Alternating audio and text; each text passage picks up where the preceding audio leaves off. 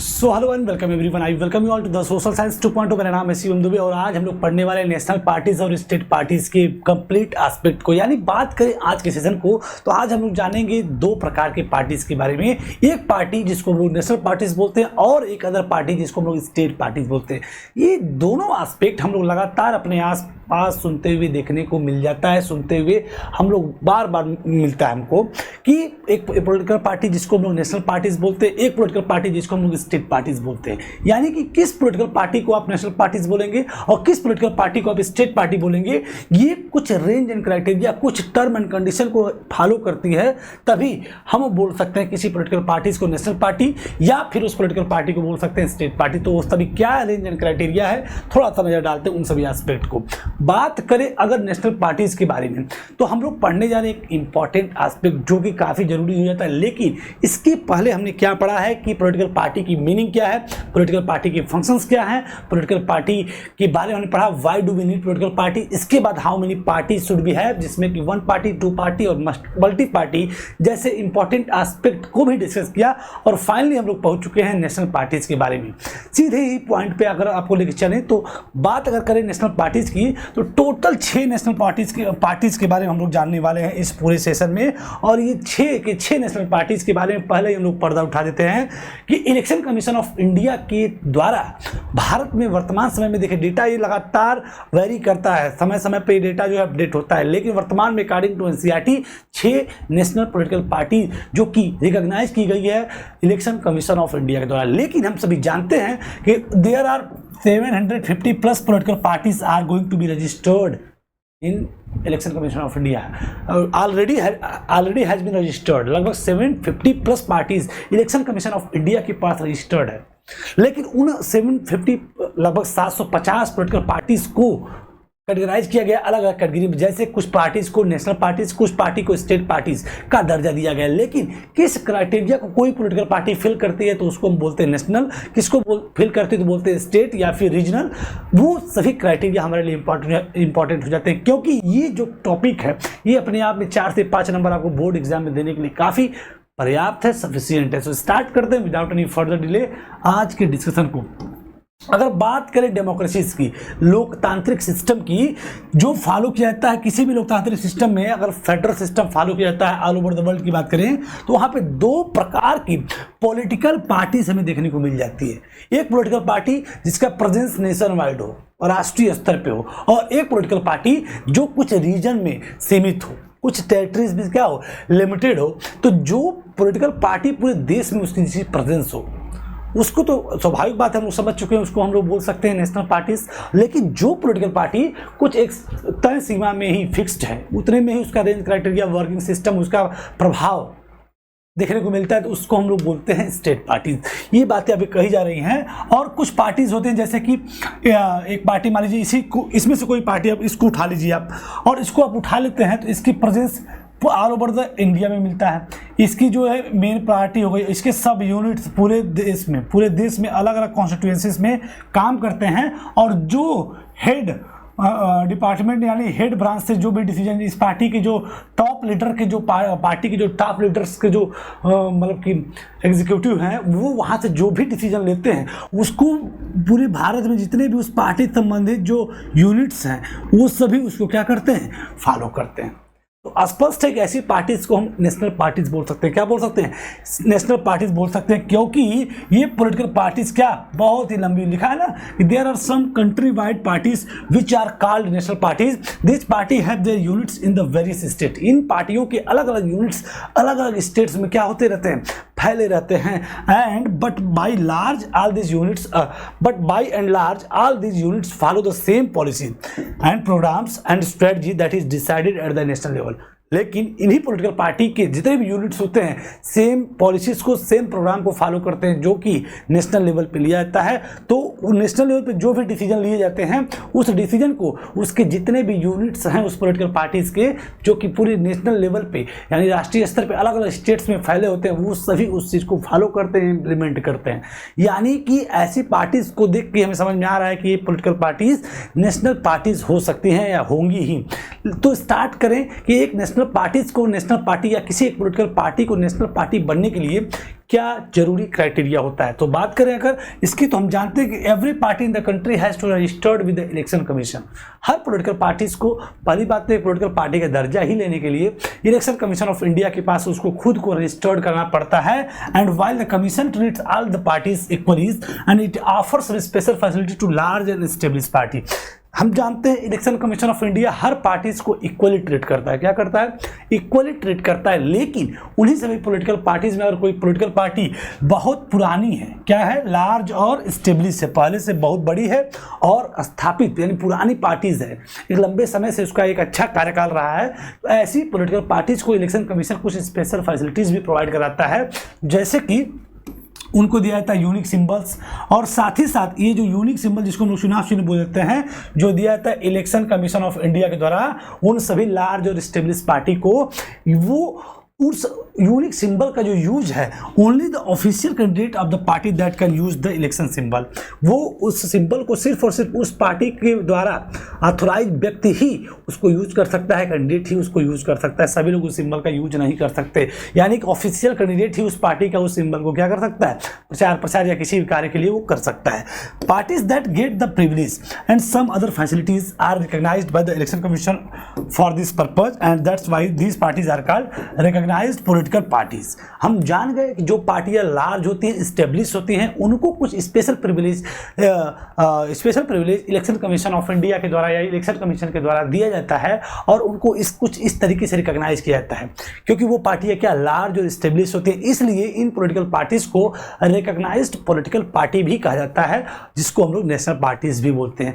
तो जिसको special privileges मिल रहे हैं जिन पॉलिटिकल पार्टीज को, उनको हम लोग क्या बोलते हैं, रिकॉग्नाइज्ड पॉलिटिकल पार्टी या फिर national political party. So start करें कि अगर डिटेल क्राइटेरिया की बात किया जाए कि एक डिटेल क्राइटेरिया क्या होता है एक पॉलिटिकल पार्टी का नेशनल पार्टीज बनने में, यानी किसी एक पॉलिटिकल पार्टी को अगर नेशनल पॉलिटिकल पार्टीज बनना है तो एक डिटेल क्राइटेरिया क्या हो सकता है, क्या हो सकता है, एक डिटेल क्राइटेरिया क्या हो सकता है।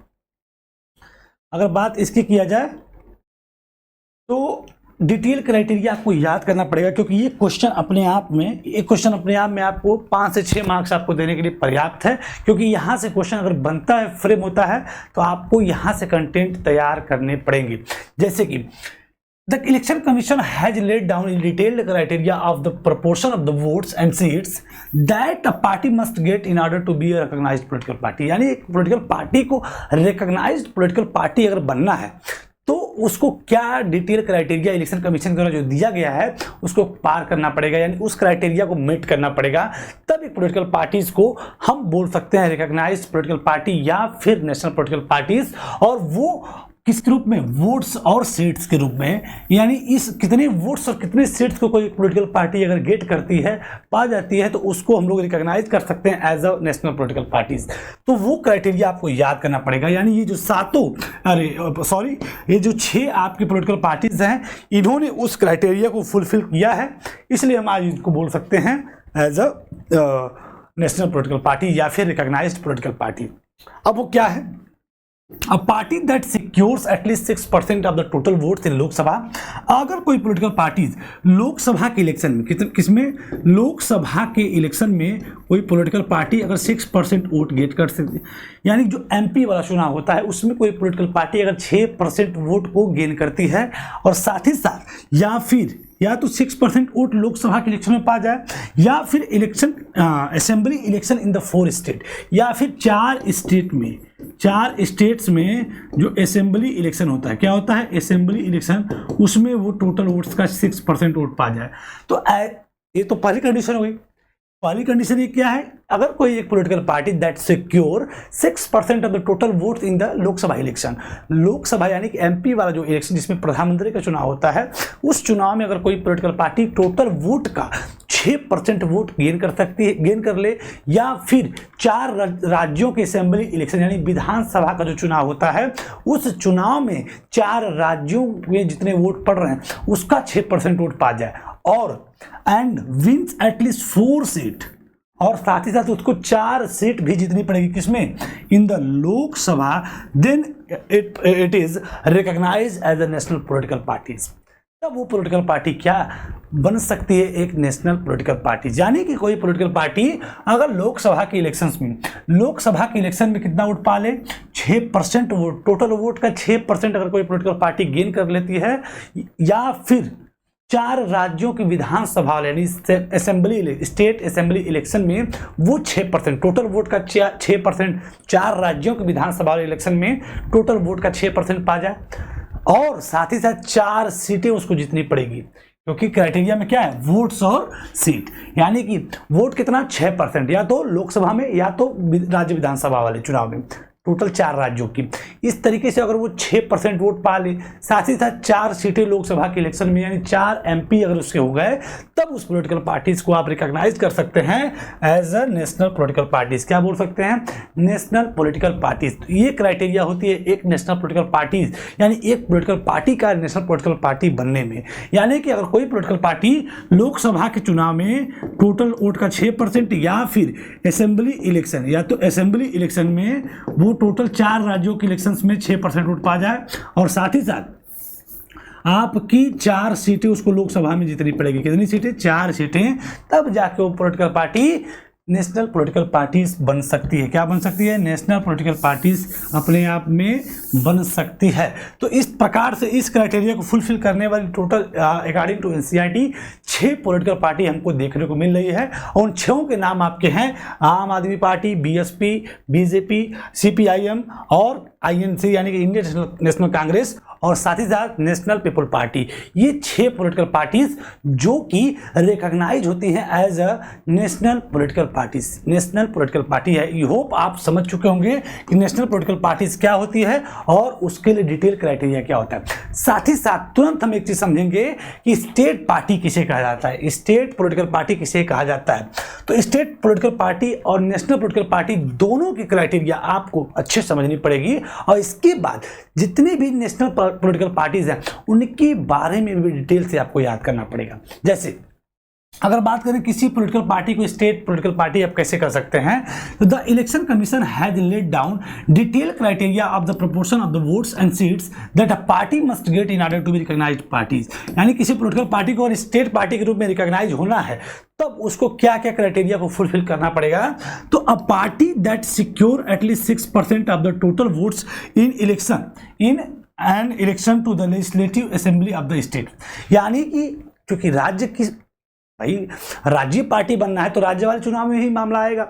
यानी कि अगर कोई पॉलिटिकल पार्टी सिक्योर करती है टोटल वोट का कितना परसेंट, 6% वोट जो है सिक्योर करती है, 6% वोट को क्या करती है, सिक्योर करती है किस चुनाव में, राज्य विधानसभा वाले चुनाव में। यानी जिसको आप MLA वाला इलेक्शन बोल सकते हैं। क्या बोल सकते हैं, MLAs वाला जो इलेक्शन होते हैं, मेंबर ऑफ लेजिस्लेटिव असेंबली, उस वाले इलेक्शन में अगर कोई पॉलिटिकल पार्टी 6% वोट, कितना परसेंट वोट, 6% वोट गेन कर लेती है किसी स्टेट्स में, और साथ ही साथ wins at least 2 seats in wins at least 2 seats is recognised as a state party, और 2 सीटें यानी कि 2 MLA भी उसके हो जाते हैं, तब उस पॉलिटिकल पार्टी को हम बोल सकते हैं वो एक पॉलिटिकल पार्टी क्या है, स्टेट पॉलिटिकल पार्टी, यानी कि स्टेट पार्टी हम बोल सकते हैं। यानी कि अगर कोई पॉलिटिकल पार्टी जो लेजिस्लेटिव असेंबली वाला जो इलेक्शन है, स्टेट लेजिस्लेटिव असेंबली वाला जो इलेक्शन है, उसमें वो 6% वोट पा जाए, कितना परसेंट पा जाए, यानी कि स्टेट असेंबली इलेक्शन में वाले चुनाव में वो टोटल वोट का कितना परसेंट, यानी राज्य विधानसभा का चुनाव होता है